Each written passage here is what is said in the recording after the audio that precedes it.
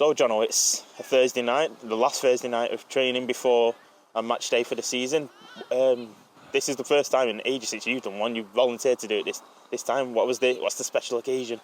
It's more a follow-up of Monday's interview, obviously. You can put a very emotional interview across, can't you, after a result, especially one like that.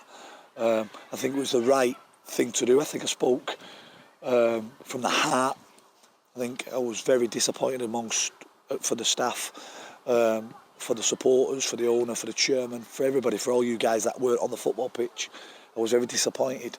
But nothing's personal. You know, the lads have owned up to it. It was a bad day at the office, probably the only really bad day at the office we've had in the 2 years we've been here. And there's probably mitigating reasons behind that as well. So I just wanted to, I didn't want it to come across all doom and gloom. It has been a minor achievement staying in this league for the football club, not something we celebrate, but something definitely that is we see as an achievement. And it's all systems going now for next season. The plans start getting put in place, recruitment, the retain list, and what pre-season looks like in terms of friendlies, and there'll be loads and loads of positive news, over the coming weeks. So that's the reason I volunteered to do it. To be fair, because I think obviously it's not my interview Saturday; it's the gaffers after the Alfreton game. So I didn't want to leave it on a sour note. I think there's been so many positives this season. I think as a football club, we're growing so quickly. And the supporters on Monday, mate, it's why we've done it. It's why we took the job to see, that type of environment, really.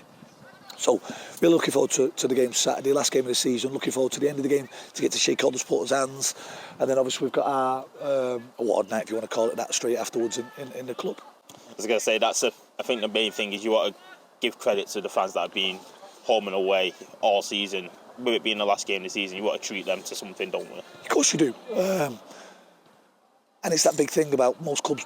At the last game, the home game of the season, you get to speak and shake hands with the supporters, and that's really important to me. Not the result. Obviously, the performance is important. It's the last game of the season, but to see the supporters and everybody else have that last chat and that last drink of the season before we start thinking about what next season looks like.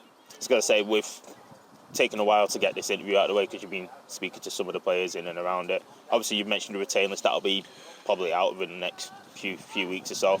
Obviously, we know some players are signed 1+1 deals as options. I know I don't want to say pick names out, but is there a few names there you say are certainties? Don't like using that word. Don't think any of them are certainties. Me and Bernard aren't certainties. Nobody's a certainty. There's one player who's contracted for next season, which is Ollie Thornley. He signed a 2-year deal last season. And the rest are on options, barring a couple of players. We've had a few conversations tonight with lads. Not managed to get everybody done. Bearing in mind there's a game on Saturday. But the nature of football is there's big change at the end of seasons, unfortunately, especially after a season where planning for next year, we want to implement some different personnel, etc. So we spoke to a few of the lads. The rest of them we spoke to on Saturday, and then, as I say, it's all thinking about for next season. But there's tough decisions to be made. There's some easy decisions to be made. There's certainly no certainties, but decisions that we have to make. And then, obviously, barring them contract issues, recruitment and stuff, main thing is obviously last game. Want to get the performance out of the lads, treat the fans, as I said before. But in terms of what, obviously, we'll probably do a longer formatted interview where you could talk about the full season as a whole.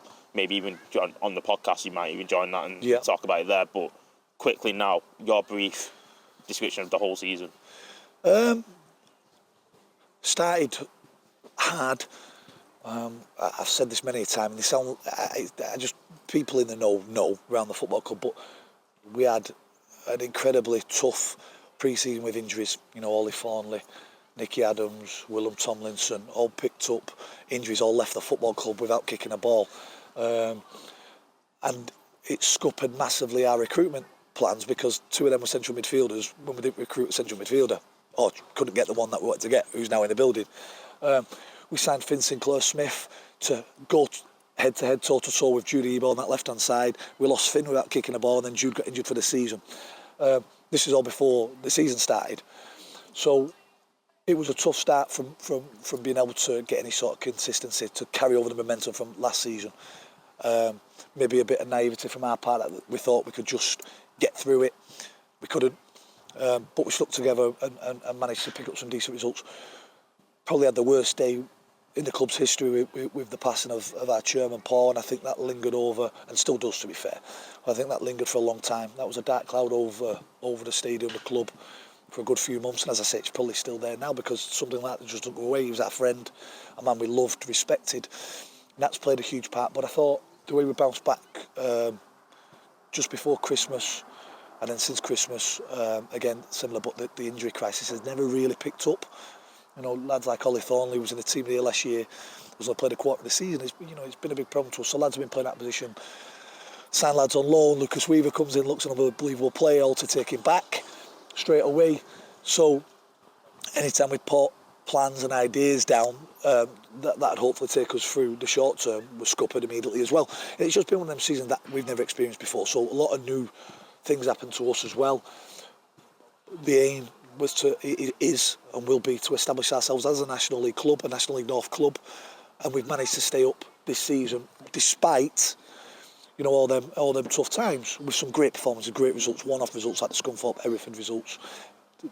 Two of the best results I've ever had in my career when you think about the opposition and who we are from a historical point of view.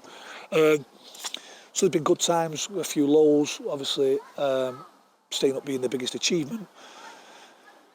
But it's been a season that's been totally different to last season, totally different than last season, but one that I think will help us grow as a football club, certainly help me as a football manager from a reflection point of view. Looking forward to the break, but can't wait for next season to put them, not necessarily mistakes, but them things that we've learned into practice. I was going to say, that's a key thing that you and Byrne will take into next season, is the learnings that you've learned from this season. Yeah, because I think this league is a totally. I mean, we've been out this league 2.5 years prior to coming back in, and it's a totally different league. It's a totally different league, and it'll be totally different again next season. There's rumours. I mean, Mac are coming up, Fylde coming down. You don't know who else coming in yet. There's rumours of Alfreton being full time next season, and different things. So it gets tougher, but we'll be a much tougher team as well. That applies to other sides, but there's also that red flag of Warrington and Rushall being relegated in their second season. They're a great case study for us to show that if you take your foot off the gas, that's what happens to you. Two good football clubs that worked so hard to get to the league and then lost their status within 2 years. Needham Market did what we did last year in our league, and they've gone straight back down. So second season gets tougher, but we want to be prepared for that through the learnings of this season. That's the main thing. And then last but not least, we'll go back to the game on Saturday. Alfreton, obviously, when we went to their place, it was a different type of game that we're used to, how we like to play. I imagine it would be a similar kind of affair, but I like to think we can play it on our own terms, with it being at home. Yeah, Alfreton play in a way that ask you questions for 100 minutes of the game. Very, very direct, but very good at it, with solid footballers from this level of football who understand the game and understand there's more than one way to skin a cat from a football perspective. So it's going to be tough. We know it's going to be tough. They're not on a bad little run. We were on a decent run, but we had bouncing back from that on Monday. We had a few chats with the lads tonight, so you don't know how they're going to react to certain stuff. But everything will go into Saturday. I want to see some big performances after Monday's performance, because yes, we staved off relegation a week before, but we're all still getting paid. So we owe it to ourselves, and we owe it to the football club, we owe it to the supporters to put in a better performance on Saturday. So really looking forward to it.